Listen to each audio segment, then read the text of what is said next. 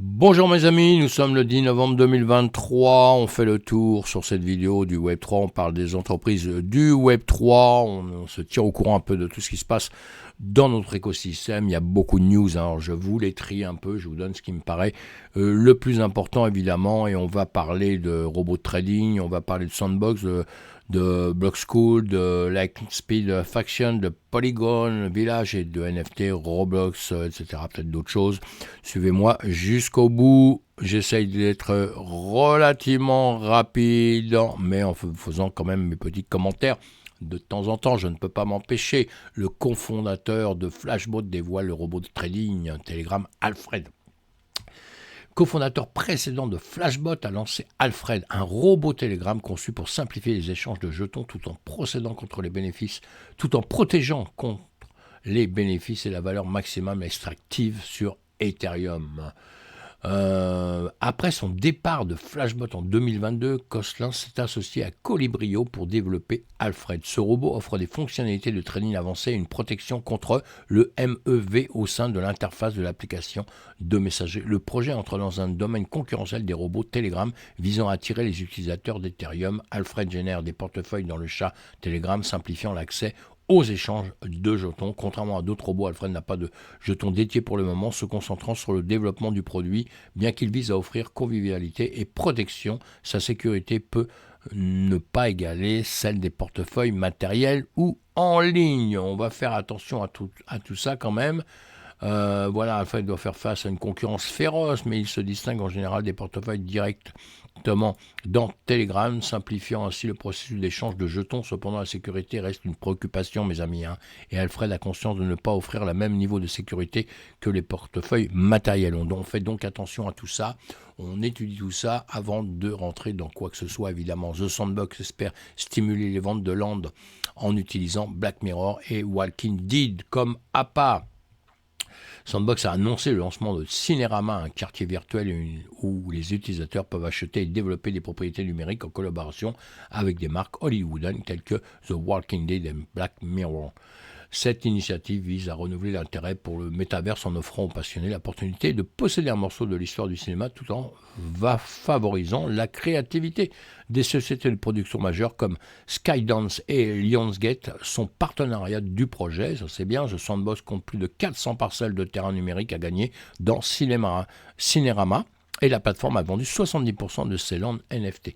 Bien que le prix du jeton Sand natif ait récemment rebondi, il reste en deçà de son sommet hystérique, malgré un intérêt croissant pour le métaverse. À suivre tout ça, évidemment, et à creuser si on s'y intéresse de près. Maven 11, basé à Amsterdam, Superville, cherche à collecter 100 millions de dollars pour son troisième fonds de capital risque axé sur la crypto-monnaie. La société prévoit de clôturer cette augmentation au premier semestre de l'année prochaine, avec un tiers de l'objectif déjà engagé par des commanditaires. Le principal investisseur des fonds de Theta Capital Manager, un fonds spécialisé dans la crypto-monnaie, Maven 11, qui a soutenu les projets dans l'espace crypto depuis 2017, a contribué au développement de l'écosystème de la blockchain modulaire, notamment en investissement dans Celestia. Une partie du nouveau fonds sera consacrée à soutenir les fondateurs du projet dans cet écosystème. Une partie du nouveau fonds sera consacrée à soutenir les fondateurs du projet dans cet écosystème. À étudier cette phrase. Maven 11 prévoit également de se concentrer davantage sur les applications grand public en délaissant progressivement l'infrastructure sous-jacente. L'investisseur de Theta Capital Manager, un acteur majeur de la crypto, souligne la crédibilité de Maven 11 dans le domaine. L'accent futur de ces applications grand public indique une évolution stratégique vers des solutions crypto plutôt accessibles au grand public. La société a déjà contribué au développement de l'écosystème de la blockchain modulaire, ce qui témoigne de son engagement envers l'innovation dans le secteur. Le succès de ce fonds pourrait avoir un impact significatif sur la croissance et la diversification de l'écosystème crypto. Oui, bon, à suivre de près tout ça. La société d'analyse de crypto-monnaie Block School lève 3 millions de dollars. Voilà, cette société d'analyse crypto basée à Londres. Blockster a réussi à lever 3,3 millions de dollars lors de son dernier cycle d'investissement. Les fonds proviennent de plusieurs investisseurs, dont Record PLC, Investcore, Dare Capital, Saison Capital, QuenSuite et Fanfare Venture. Je vous donne tout le temps les noms des investisseurs qui sont dans les sociétés quand je les ai. Évidemment, quand je les ai, je les cherche tout le temps, je ne les ai pas toujours. Mais parce que c'est important de savoir qui investit dans une société, croyez-moi. Hein. Pourquoi ? Pour la bonne raison qu'en réalité, les gens qui investissent dans les sociétés, quand il y a beaucoup d'argent qui est balancé, c'est qu'en réalité, ce sont des gens qui connaissent déjà très très bien l'écosystème et que déjà, ils vont trier, ils vont faire le travail qu'on fait nous, en beaucoup mieux sûrement, puisqu'ils sont très très impliqués et eux, ils mettent leur argent. Donc croyez-moi, quand on met son argent quelque part, normalement, on a étudié ce que vaut l'entreprise ou ce que vaut la future entreprise, en tout cas, leur futur développement. On a déjà vu si c'était possible ou pas. Et vous, c'est ce que vous devez faire à votre niveau. Hein. Mais on va donc chercher ce qu'ont déjà étudié les autres. Évidemment, c'est la première des choses à faire. On ne possède pas toutes les connaissances. Block School, fondé en 2021, propose des services de données cryptographiques à des institutions financières, y compris des fonds spéculatifs, des banques et des bourses. La société se spécialise dans les outils analytiques interactifs, les modèles quantitatifs et les capacités de visualisation personnalisées pour les traders professionnels, les acteurs du marché de détail et le secteur public. Les fonds récoltés sont utilisés pour développer davantage l'offre de Block School et renforcer son équipe. Renforcer son équipe, ça veut dire normalement prendre des gens, employer des gens et tout. Hein. Donc voilà, attention parce que ça c'est des frais en plus, etc. Il faut voir comment les gens dépensent justement tout cet argent qu'ils lèvent. Il ne faut pas que ça soit simplement pour payer les gens qui sont déjà dedans ou qui sont les patrons ou qui sont les 2-3 responsables. Vous voyez, hein, il faut vraiment faire attention à ce que va devenir l'argent. C'est une question à poser quand vous mettez votre argent quelque part. C'est dire qu'est-ce que vous allez en faire, évidemment. Hein, parce que on ne leur donne pas un blanc-seing hein, quand on donne de l'argent, hein, évidemment. Lightspeed Faction lance son premier fonds de capital risque, hein, ça c'est pareil. Hein. Lightspeed Faction, une société de capital risque spécialisée dans la crypto et la blockchain, a réussi à lever 285 millions de dollars. Pour son premier fonds, le fonds se concentrera principalement sur la start-up de crypto et les blockchains en phase de démarrage, soutenant leur cycle de financement, d'amorçage et de série A. Il s'agit d'un investissement à long terme et l'entreprise est agnostique en ce qui concerne les secteurs verticaux de l'industrie, cherchant des projets ayant un impact positif sur l'économie blockchain. Évidemment qu'eux, ils trient énormément aussi, sinon ils vont perdre leur argent aussi. Le fonds a déjà déployé environ 20% de son capital et prévoit de le déployer complètement en environ 3 ans. Lightspeed Faction investira à la fois en actions et en jetons et son montant moyen de chèque varie de 5 à 10 millions de dollars. En plus de fournir du capital, l'entreprise guidera les projets dans les domaines tels que la tokenisation et la mise à l'échelle des entreprises. Voilà, hein, des entreprises qui se mouillent évidemment avec leur argent, mais c'est toujours l'argent des autres aussi, donc attention. Et on surveille tout ça. Polygon Village lance un fonds de 90 millions de dollars pour le développement d'écosystèmes.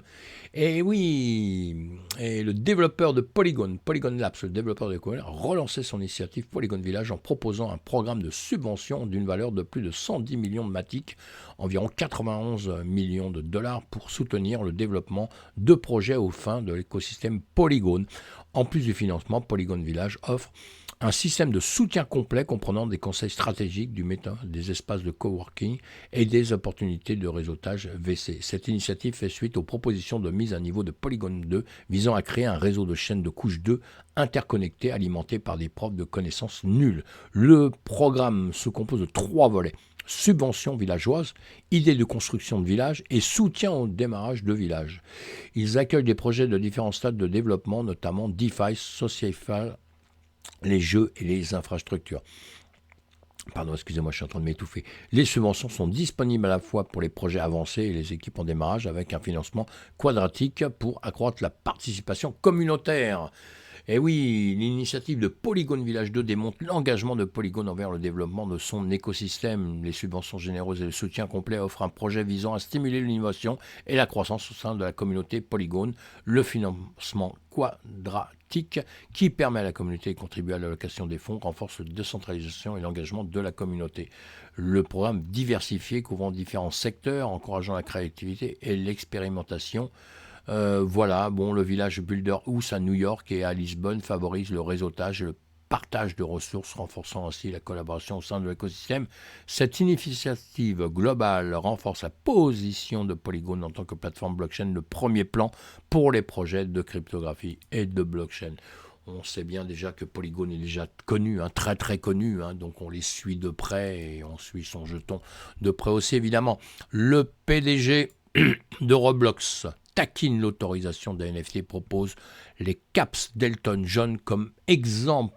Fondateur et PDG de Roblox, David Baszucki, a exprimé l'idée d'ouvrir l'écosystème Roblox à l'interopérabilité des jetons non fongibles à la fois sur sa plateforme et sur d'autres. Il a suggéré un scénario dans lequel des artistes ou des marques comme Elton John ou Nike pourraient créer des actifs numériques sur Roblox et les vendre à fin caritative sous forme de NFT puis les ramener sur la plateforme. Cette interopérabilité permettrait aux actifs numériques de fonctionner sur différentes plateformes, rompant ainsi avec les écosystèmes fermés existants. Baszucki a également mentionné que les créateurs joueraient un rôle clé et auraient un certain contrôle dans ce processus. Bien que Roblox compte désormais plus de 70 millions d'utilisateurs actifs quotidiens et génère d'importants revenus grâce à la vente de sa propre monnaie, l'adoption de NFT sur la plateforme pourrait prendre du temps. Ouais, l'ouverture potentielle de Roblox à l'interopérabilité des NFT ouvrirait de nouvelles possibilités pour les créateurs et les utilisateurs de la plateforme. Ouais, c'est évident. Cela créerait un écosystème plus ouvert et permettrait aux actifs numériques de circuler librement entre différentes plateformes, favorisant ainsi l'adoption des NFT. Cependant, le PDG de Roblox semble adopter une approche prudente et axée sur le long terme, suggérant que l'intégration des NFT pourrait ne pas être une priorité immédiate, très important tout ça. Néanmoins, cette déclaration montre que Roblox envisage sérieusement les NFT et l'interopérabilité, ce qui pourrait avoir un impact significatif sur l'avenir de la plateforme dans le métaverse en constante évolution. Voilà, c'est mes amis. Voilà pour aujourd'hui, beaucoup d'infos. On creuse un peu celles dans lesquelles on est déjà impliqué. Et quand on veut rentrer dans une entreprise, aller chercher son jeton d'une manière ou d'une autre, hein, c'est une des manières de faire, eh bien, on va creuser un peu tout ça, voir un peu le chemin qu'elles peuvent prendre, s'il y a un avenir quelconque ou pas. Après, on ne détient pas la vérité, mais justement, en écoutant, en lisant les news, en écoutant les news un petit peu partout, eh bien, voilà, on se réconforte aussi en entendant un peu ce que disent les autres, de quelle manière ils analysent les choses. Tout ça, ça sert à ça, mes amis. À plus tard. Faites attention à vous. Pensez à vous abonner à ma chaîne. Pensez à cliquer sur le pouce. Pensez à me faire un petit coucou. Ça me fait toujours plaisir. Bye bye. Bonne journée. À plus tard.